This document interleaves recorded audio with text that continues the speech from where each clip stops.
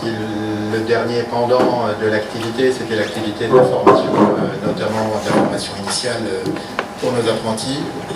Voilà, bon, nous on s'est arrêté juste un petit peu avant, puisqu'en fait l'éducation nationale a arrêté le fonctionnement des lycées, des collèges, des lycées à partir du vendredi 13 mars.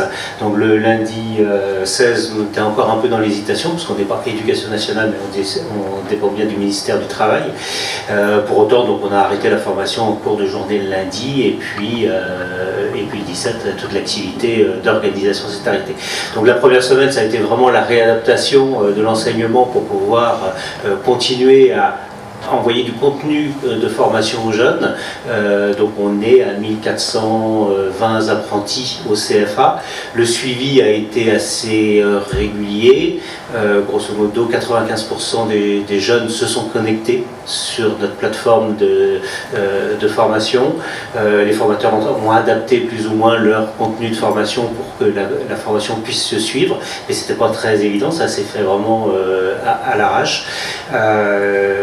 Voilà, ça a été à peu près 5500 contenus de formation qui ont été mis en ligne pendant la période, ça continue encore aujourd'hui d'ailleurs, et puis les 95% d'apprentis qui se sont connectés se sont connectés 35 000 fois à peu près globalement sur le fonctionnement. C'était une condition pour que les OPCO continuent le financement de la formation, donc l'enseignement à distance s'est réalisé.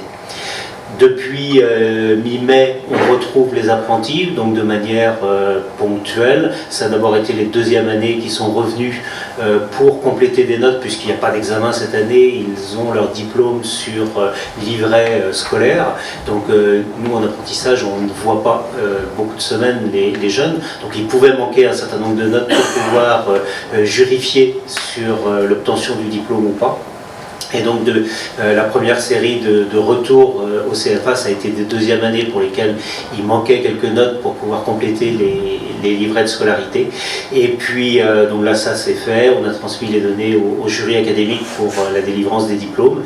Et donc depuis une semaine maintenant, on est sur la deuxième semaine, on accueille des premières années pour les faire raccrocher la formation, le CFA, parce que bon, certains apprentis ont travaillé beaucoup pendant la période de confinement, parce qu'ils travaillaient dans la production alimentaire, parce qu'ils travaillaient dans la mécanique, ils travaillaient, enfin, ça dépendait vraiment de l'activité des entreprises. Et puis d'autres n'ont pas travaillé du tout, donc tous ceux qui sont du domaine de la restauration, de la coiffure, voilà, donc ils ont été vraiment dans différents fonctionnements pendant toute cette période. Donc il nous paraît essentiel en tout cas de faire revenir les premières années pour aller se remettre dans le rythme de leur formation, refaire le point sur la période qui s'est écoulée, de façon à ne pas avoir de décrochage entre la première et la deuxième année, parce que bon, on imagine ce que c'est la coupure en formation entre mi-mars et mi-septembre, grosso modo, c'était compliqué.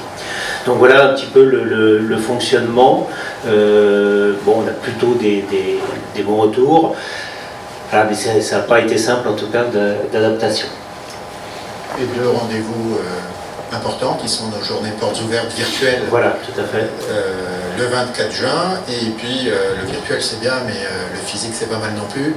Quelques jours après, on reprend le cycle d'accueil des jeunes apprentis, de leur famille, pour venir et découvrir notre CFA et découvrir se préparer à une activité dans les métiers de l'artisanat en fait. C'est vrai que mi-mars, on a dû annuler la deuxième porte ouverte. Et puis aujourd'hui, quand on regarde les indicateurs de rentrée, il reste des inquiétudes. On est à peu près à moins 20% de dossiers de candidature de jeunes, c'est-à-dire que tout a pris du retard.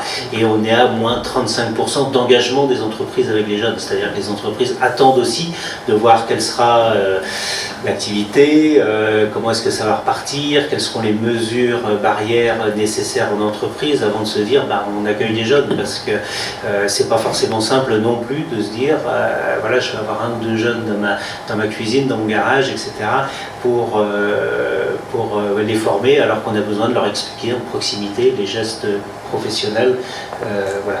Donc effectivement les portes ouvertes sont importantes. Les dispositions du gouvernement sont importantes, même si effectivement on attend encore les décrets d'application là maintenant pour complètement communiquer.